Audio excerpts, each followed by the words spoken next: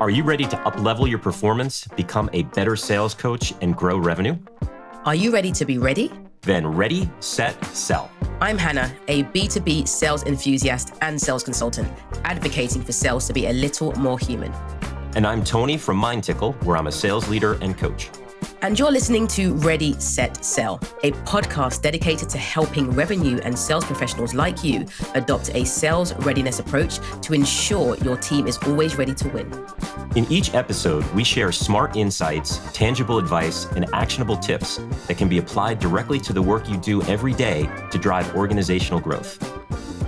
Let's dive into the episode. For a business to be effective, all teams need to work synergistically together and avoid operating in silos. But there are two specific teams that need to work together now more than ever: sales and marketing. Absolutely. And I think to optimize outcomes and meet or exceed sales targets, sales and marketing teams need to be in constant communication and strongly aligned on their end goals. Aligning on desired outcomes, strategies, and tactics is key to success in today's constantly shifting landscape. And today's guest, who I happen to know, has an intimate awareness of the need for alignment between sales and marketing teams. And I know him too. Chris Lynch is the CMO of Mindtickle, and he's here today to discuss how sales and marketing teams can come together to reach targets and optimize outcomes. So thanks for listening, and Chris, welcome to the show.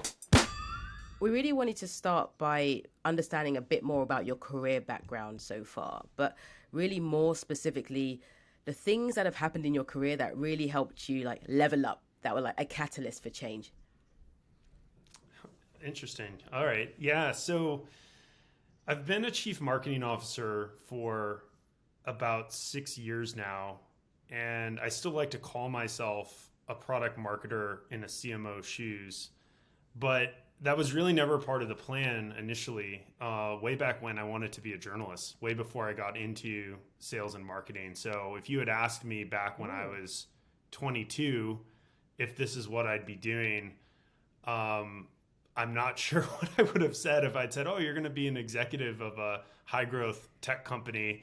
And so, I think that, just from a background standpoint, I got my start in journalism and was working for a company called IDG, International Data Group. And it was a really great experience because I just started covering tech companies and started asking lots of questions from, at the time, a kid who had never really worked in business. So a lot of what I was doing was just sort of learning by observation. And IDG let me at the time move out to San Francisco because at the time there were these more novel companies coming out, companies like Google, Facebook, Twitter, LinkedIn. And, I ended up sort of falling into business through happenstance. I started covering those companies and was really sure, actually, I remember that I wanted to do PR. I was really sure I wanted to work at Google. And I remember going to interview there. I interviewed with 8 people. And I found out that 7 out of the 8 of them liked me, but one was a hard no. But it ended up being this really serendipitous moment because I was driving around in the valley that day and I went and met up with a guy named Ross Mayfield. And he said, hey, look, I think you'd really have a bright future here. And what was cool about it was it wasn't necessarily great for the company, but it was great for me. Social text was one of those cautionary tales of being super early to a market. Your funding is kind of starting to draw down as everyone else's is sort of ramping up, even though you had the idea a few years earlier. But for a kid who was 24, it was an incredible opportunity because I got to work in sort of all facets of marketing because we were a lean team where you had to do a lot. Most importantly, and what kind of set the pace for my career moving forward was that there were 2 groups that I really enjoyed sitting in the middle of. So my cube that I was sitting at was right next to the bullpen for sales. So I was listening to them every single day pitch companies, and you'd listen to some of them just loop pretty much the same narrative as they're cold calling and doing the outreach. Yeah. And I could tell, even without being able to hear other people on the other side of the phone, what was going to be successful and what wasn't. So I talked a lot with them. And then I also spent this other part of my day with the product and engineers. And I sort of applied my skills that I had had as a journalist of saying, hey, explain to me what you're working on. What are you doing? And then I would sort of put that into plain English into our marketing material. So lo and behold, that kind of got my career off on a track of product marketing that ended up being sort of where I ended up landing in the marketing function.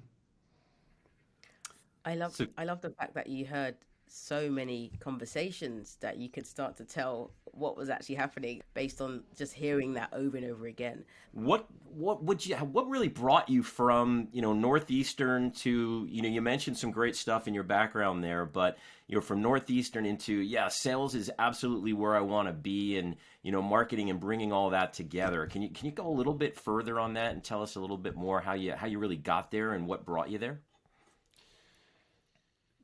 There was two, I guess, answers to that. The more pragmatic one is I was probably just going to go broke living in San Francisco as a journalist. It was, I had a lot of fun in those years. It's so weird. You go back when you want for certain things, but you look back on that time and said, yeah, I still ended up having a ton of fun during that time. And then you actually get all those things later in life, and life becomes complicated for all the different reasons. You tend to have a lot more fun when you're broke, I think. Yeah, for sure. And so, for me, I think it really was about, I looked at sales and marketing as another opportunity for storytelling, but doing so in a way where I felt the challenge of persuading people was even harder. Because essentially they know you're trying to sell them something. There was an inherent challenge to the idea of walking into a room and convincing someone that I could really fundamentally shift their business and kind of push them into a different stratosphere with what they were doing. Moreover, like once you sell and provided you're working on a product you believe in and you see that come to fruition, for me, that was a really cool sensation to see that early on in my career. I also thought that being sort of at that cross section where you have like the product and engineering on one side of the house, and then you have all the external go-to-market functions on the other, having that context to understand both audiences and help sort of triangulate some of the different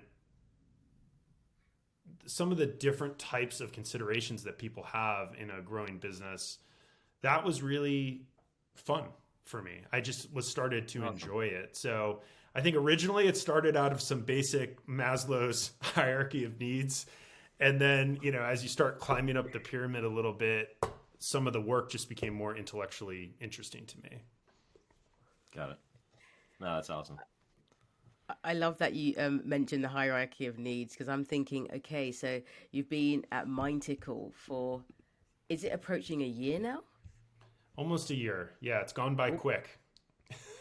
It has. And I'm thinking, I wonder where he is now on that pyramid. But that may not be the place to talk about it. But I'd love you to go into some detail about how you landed the role at Mindtickle, and really what drew you to the company, and did you have a giggle when you first heard the name?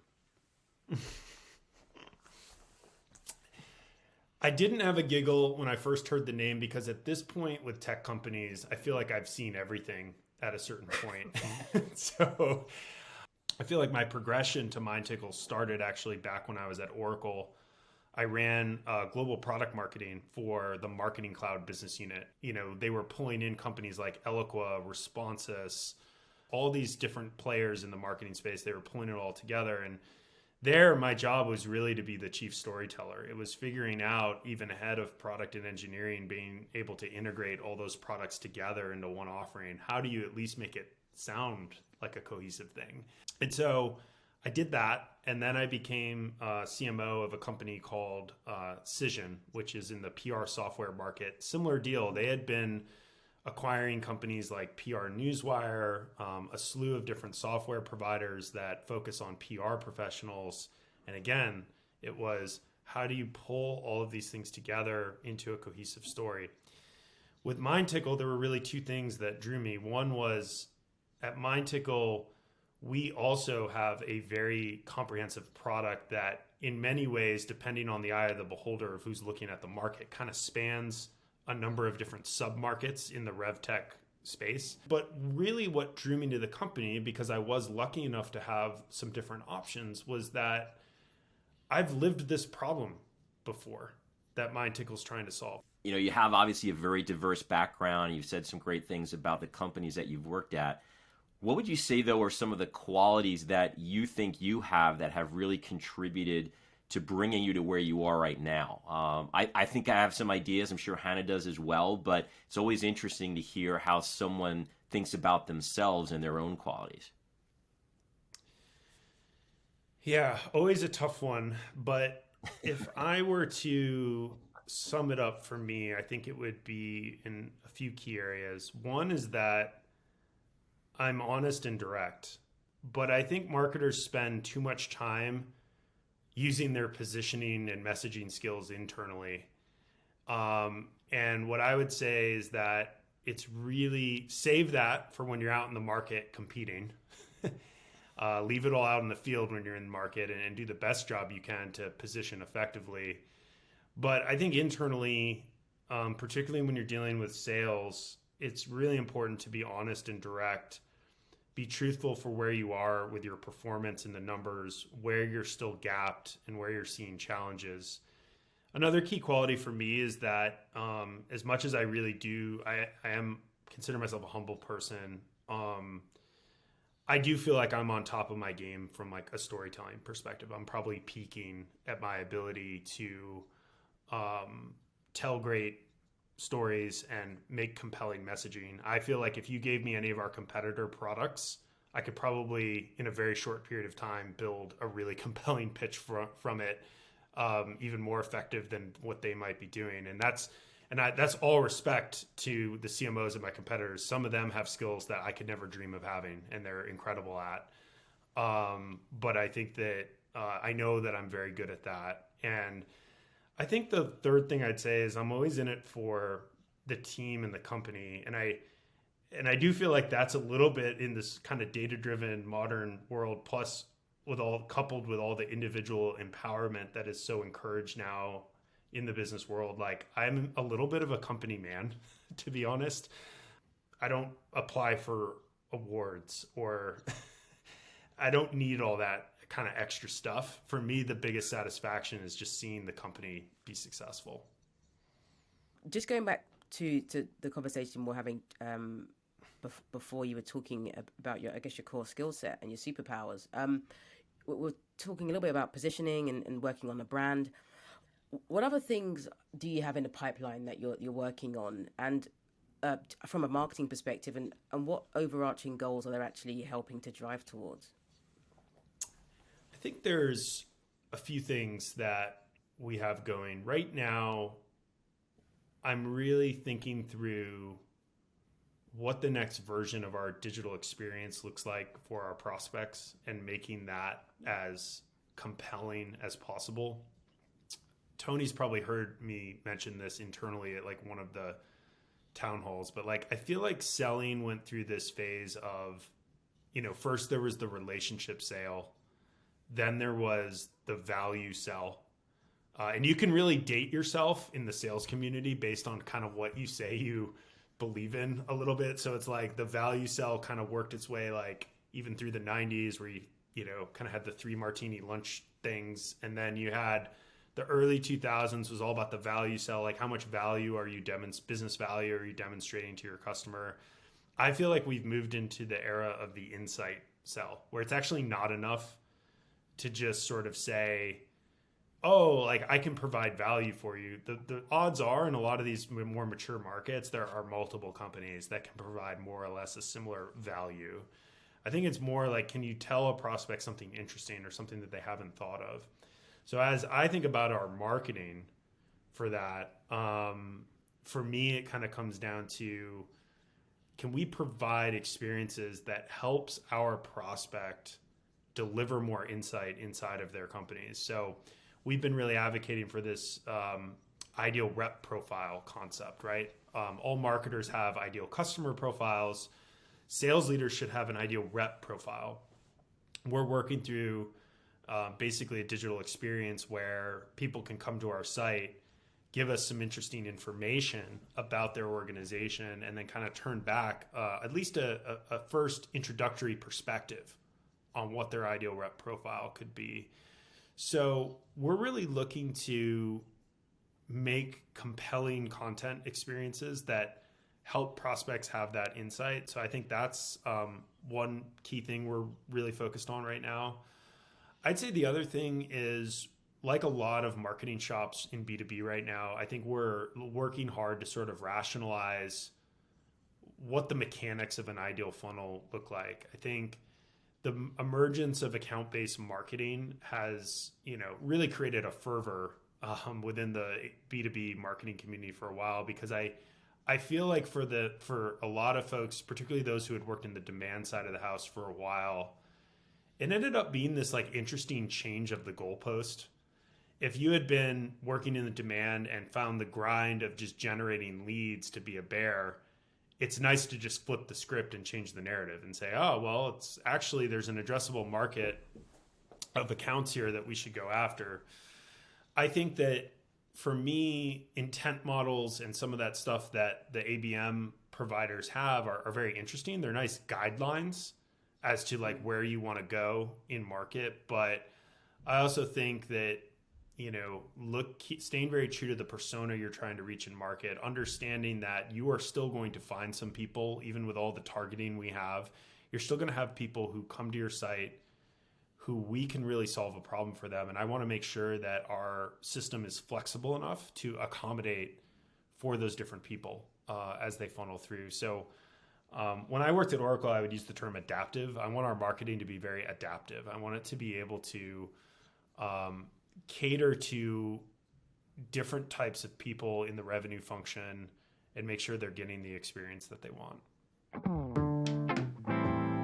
Tony, the world of sales and marketing actually have a lot more in common than you might think. Yes. As Chris mentioned, I think, both sales and marketing rely on excellent storytelling skills, but even more so in sales, because you're really trying to convince someone to invest in something when they know it's your job to do so. I think that really underscores the importance of believing in whatever it is that you're selling, because if your passion and enthusiasm for the product isn't genuine, people might sense that and be less inclined to go through the buy journey with you. Yeah, and Chris is living proof of this relationship, as he's been on both sides of the equation. I think it is so interesting that he started his career as a journalist and writer. He's put his skills to good use as a marketer, learning to really tell the story of a brand and the products or services it's selling. So let's hear more of Chris's insights from his unique CMO perspective. What would you say, now where you are right now, what are some of the current challenges that you're facing with your team, and your day-to-day role, starting from, you're brand new in the middle of this pandemic and you change roles and, a lot of it was not in person. You're doing a lot of things remotely. So what would you say some of the challenges are and how have you really tried to work through them?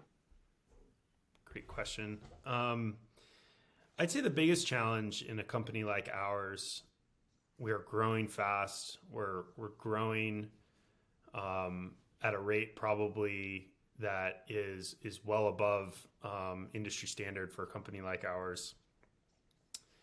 But what it does mean for the marketers in seat is that your day is kind of this, you have to run this parallel work stream in your day, which is that on one hand, and it's very similar to our partners in sales. It's like on one hand, we're being asked to hit our numbers, our pipeline goals, all the things that we need to do to contribute to the business. And then in parallel, it's like we need to kind of build this nice, beautiful house that we want to be our dream home for years into the future. And what I mean by that, it's things like building a new website, elevating the brand, updating, and some of these infrastructure and or more glossy initiatives, they themselves are like a massive lift.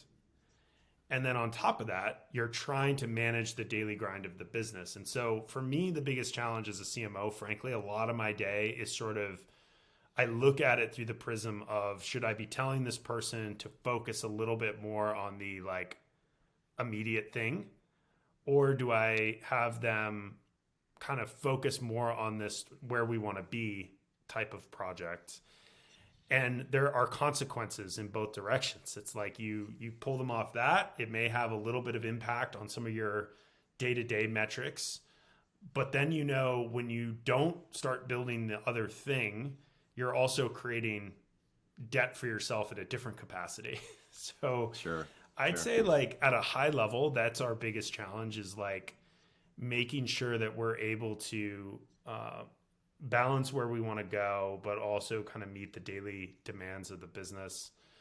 I'd also say on the in-person piece, what I've observed with marketing so far is that, like a lot of functions, the pandemic laid bare some things that we don't need to do in person, right? So it's like a lot of things like around budgeting and even media mix planning and some of this other stuff that we do, like it's worked perfectly fine over Zoom. There are two areas of my function that I think have been more constrained remotely. One is the creative aspect. There still is always going to be a part of marketing where the energy of being in a room with other people while you're brainstorming a campaign and whiteboarding and putting your computers and iPads and phones down and really all giving all your attention to each other to an idea.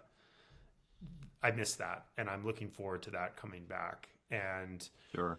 The second part I would say is, the BDR, or in some companies they call it SDR function, that rolls up through marketing at Mindtickle. And I think that's a function, and Hannah, I don't know in your experience, like if you would agree, but like I do think that's been a tougher function for remote work in certain cases. Not to say that it can't be done effectively, but I think there's a real energy to that role when you have, a number of BDRs or SDRs kind of sitting in proximity to each other. They're hitting the phones, email all together. They're getting a little bit of that verbal camaraderie and feedback, getting that direct kind of hands-on coaching. I think that, we've, like every company, we've done our best to try to use the virtual tools available to us to make that a thing. But I think that's another area where in-person interaction is super important, and particularly if you look at the hiring profile of those types of reps, like where they are in their career. I think in-person matters a lot there. That's where the virtual happy hours come in very handy, I think, because Yes. You used to do them in person, and now we have to do them Yeah. virtual, at least for a little while longer. So maybe that's something Yeah. people can consider. For sure. Chris had an interesting point about trying to kind of balance everything that's happening and the overarching things that you're working towards, but also trying to meet the demands of the business. And sales are a very demanding business unit. Sales want things immediately, right now, and often justify it by it's an immediate need for a customer who, if you just give me this one thing, it's going to be millions, right? So there's always that kind of dollar value that adds to the urgency.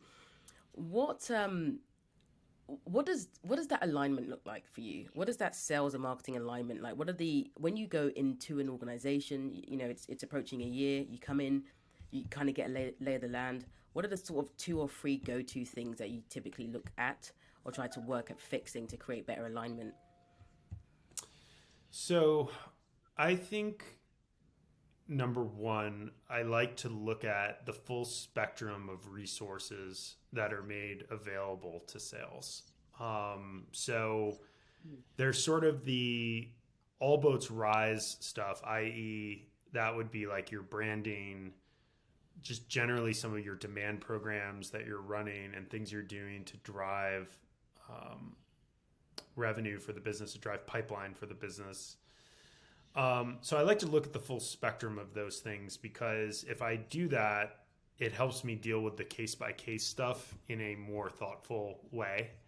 And I think that one of the things that will probably always be the hallmark of any like B2B marketing org that I run is that we go heavy on product marketing investment out of the gate. So, once I joined, not only did we build out sort of new messaging, we then, because we have all these sort of sub solutions in the sales readiness platform, we then built out discrete messaging for all of those as well. So we wanted to provide a tool set with which they could scale up or down appropriately. But first I look at the whole spectrum. It's like, okay, what have we provided? And is that getting us, 80% of what the sellers need in a lot of their deals? And pretty much just work tirelessly till we get there. Because then relative to some of the one-off requests, it makes it a little easier because there's more back and forth that can also happen in that conversation. Well, have you used X, Y, and Z? Yes, I have. And I've used it, and I still am now at this point. Well, by the way, there's more morale on my team is a lot better once they've already been told that stuff they've worked really hard on already got utilized, and we're still at a point where extra help is required. And I manage my team to, frankly, index heavily on supporting sales. And what I do in my role is I look for patterns. If there's stuff where I feel like it's a pattern of this really was available and you just don't wanna, that's a different problem to solve for than there being a meaningful gap. And so number one, I think it's being very clear on the resources that have been made available. Two, I think on sales and marketing alignment, I feel like it's actually having a shared sense of failure. In other words, everyone likes to say that sales and marketing alignment is like a shared success and it's all about closing revenue. That would be like the more popular answer.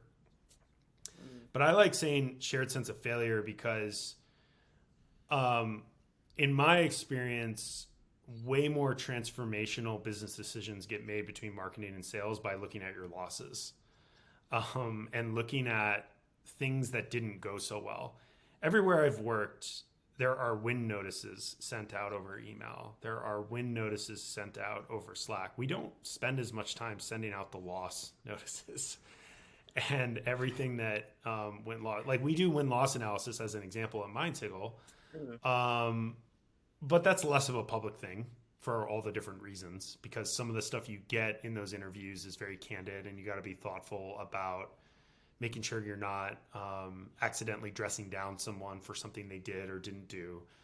But I do think that like having a shared sense of failure and looking at very reflectively across the board what could have been done better in all aspects of the value chain between marketing and sales is super important. And the third piece I would say is I really think it's just important that both stakeholders manage their teams towards walking a mile in the other person's shoes a lot. And I don't feel like that happens enough. I think that,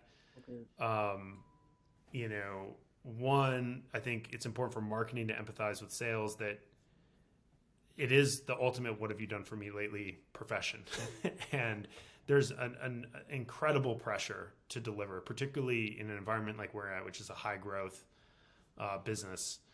And I think, marketers get prickly with the everyone's a marketer syndrome. I always joke that like everyone thinks they're good at marketing.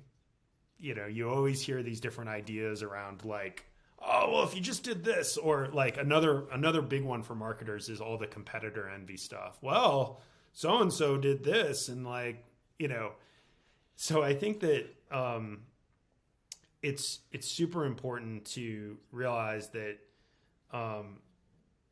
what the other person is going through. And that really can be just an automatic good, like compass going into any kind of interaction that you have between the two departments. I think sales needs to remember that marketing usually has some spectrum of resource it's working with, and it's doing its best to deliver with that resource. And I think marketing also needs to remember that sales is dealing with the cold, hard, brutal realities of the market, which are always going to have some slight misalignment than the academic work that people like me do on addressable market exercises and persona work and all of this stuff. And I think marketers in particular, they don't want to hear it sometimes. But I think that just like they get irritated with people saying that they know all about what should be good marketing, I think they need to be careful about not presupposing that they know exactly always what great selling looks like. And that's Chris, say that again. that's like kind of unnerving, frankly, like for the marketers that work for me. Sometimes it's unnerving for them to know that I feel that way, but Yeah. that is how I feel. I love So, the transparency. being someone on the sales side, it's refreshing to hear that, right? Especially the alignment pieces, right? I think there's within an organization, if you really do want to have a well-oiled machine, you do have to have that alignment between both sales and marketing. What do you think really are the key responsibilities for marketing in the sales process versus what sales might necessarily need or think they might need to do? Mm-hmm. So I think the primary responsibility of marketing is to identify the addressable market, have a really cohesive strategy from a targeting perspective, from a content perspective, from an experience perspective of how to go and reach that target in market.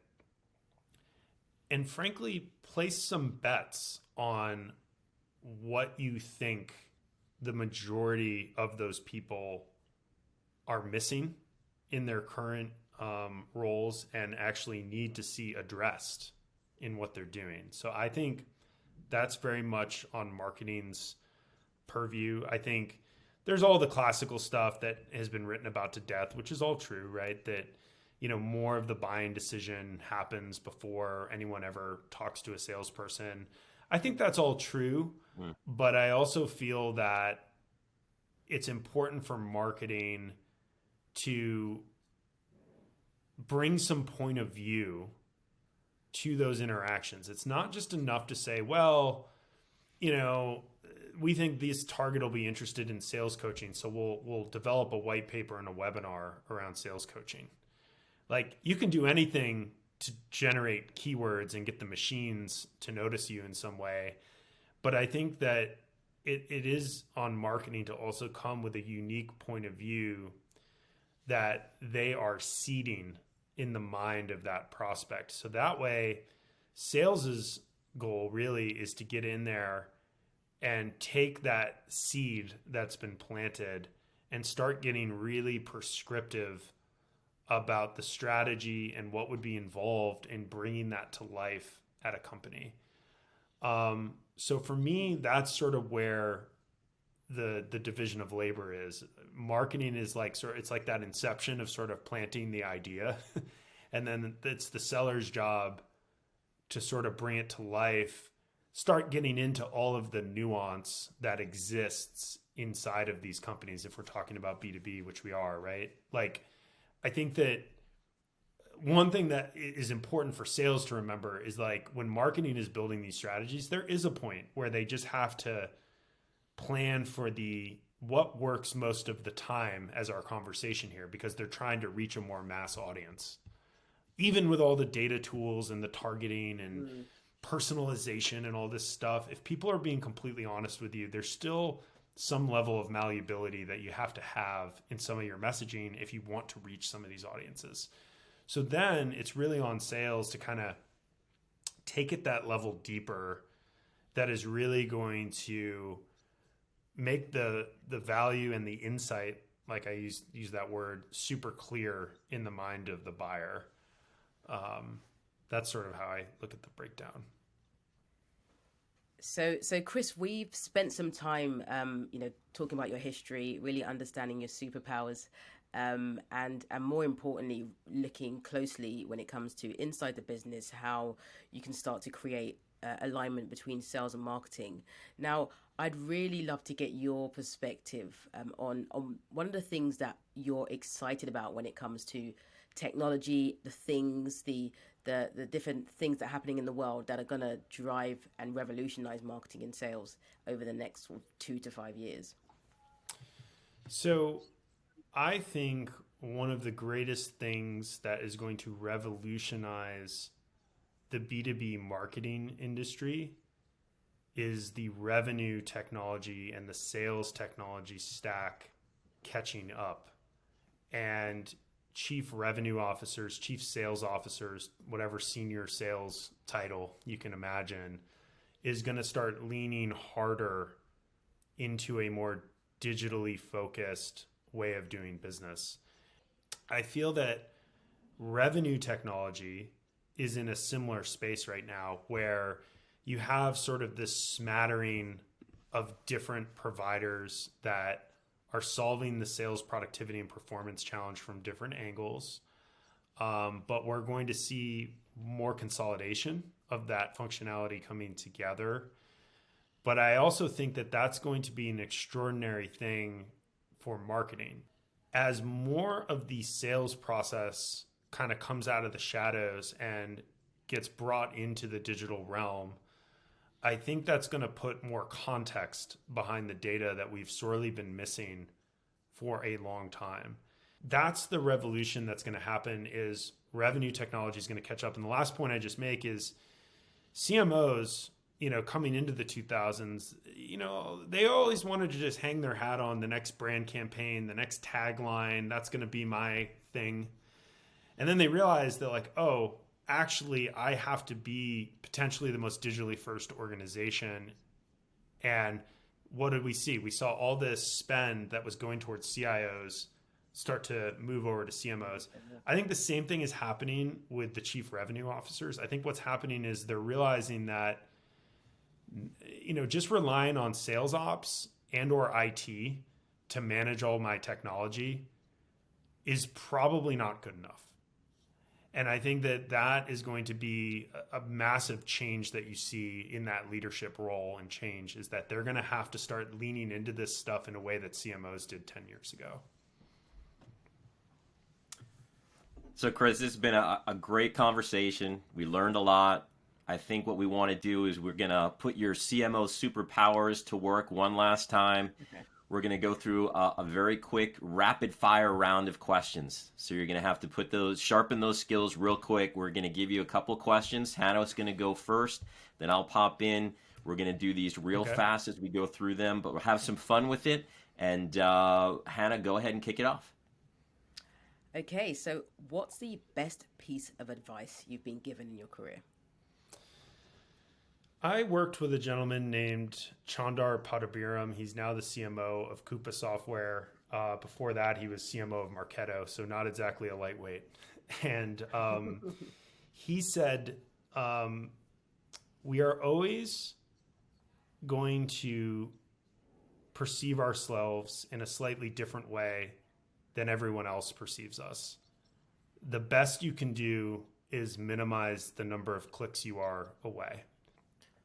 What would you say is your top productivity hack? You got to wake up early. I can certainly say that as a CMO. Like if you don't utilize the hours of 6 to 6:30 to 9:30 a.m. effectively, I don't see how you get through your day. Good. Top prediction for the sales industry this year? I think more noise and more consolidation. If you could share a piece of advice to all marketers, what would that be? My advice would be make sure to remember that your ideas matter. It's not simply enough to message value. You need to message insight. Where do you go to get your industry news? So, a little bit of everywhere. I'm maybe just because I'm a little bit of a sentimentalist for some of my early days in the Valley, I still read TechCrunch quite a bit. And I also read a lot of the digital stuff on the Wall Street Journal. And then generally just sort of a smattering. Like I set up the feeds where I'm watching specific companies, and then I'm sort of kind of plugging through and looking at the different news outlets that are covering them. So those are primary for me. And then I get all my regular news primarily from the New York Times. Okay, so in the theme of reading, what book has inspired you the most in your career?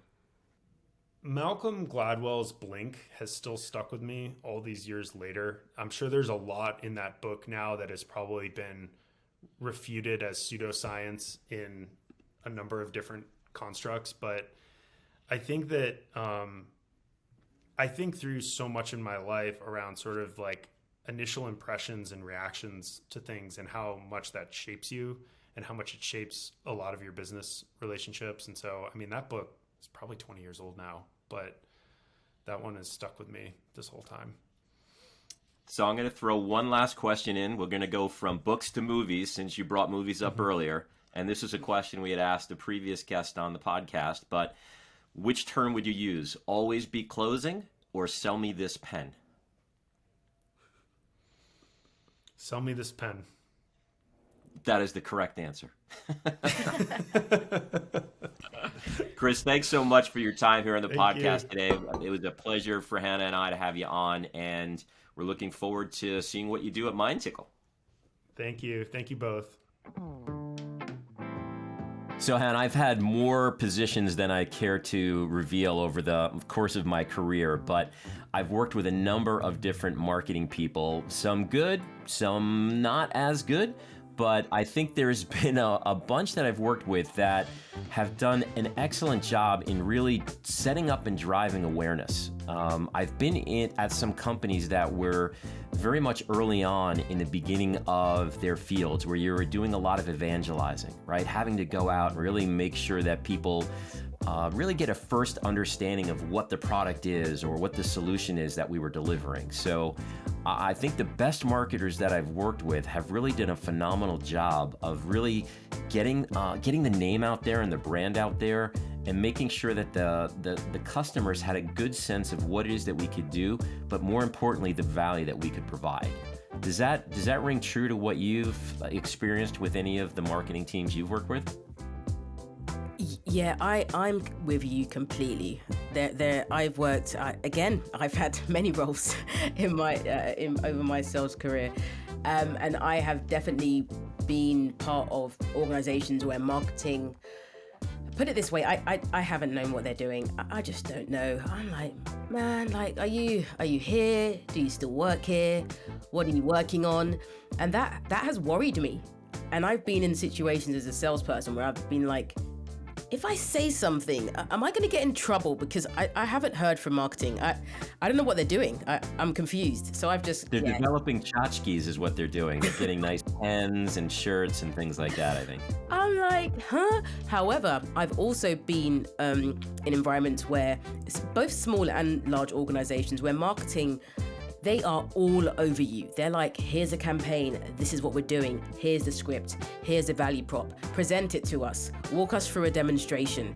Here's what you should be talking about. Here's the campaign that's going out. Here's the dates. We're going to send you a list of people who have opened the email, clicked on the email. We're going to show you all of their web activity. And you're like, yes, this is what I'm talking about. So you've got people, marketing people who, I think there's two distinctions.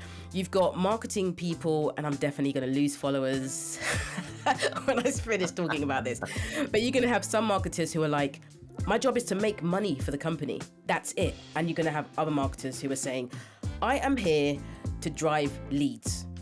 And I think there's this really fine line. And when the whole business, that revenue org isn't thinking about numbers, that's where I see things start to break down, because you're thinking you're doing a great job, but there's no numbers.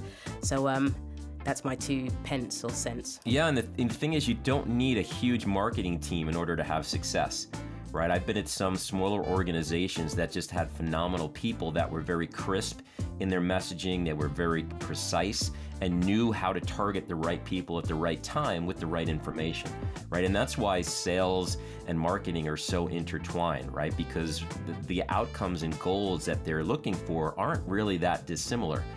It's just really a slightly different approach in what they're looking to do. So to me, the most or the best people I've really worked with were the ones that were really smart in the way they thought about things and could execute at a higher level to really drive, that that retention, that information level that people are really looking for.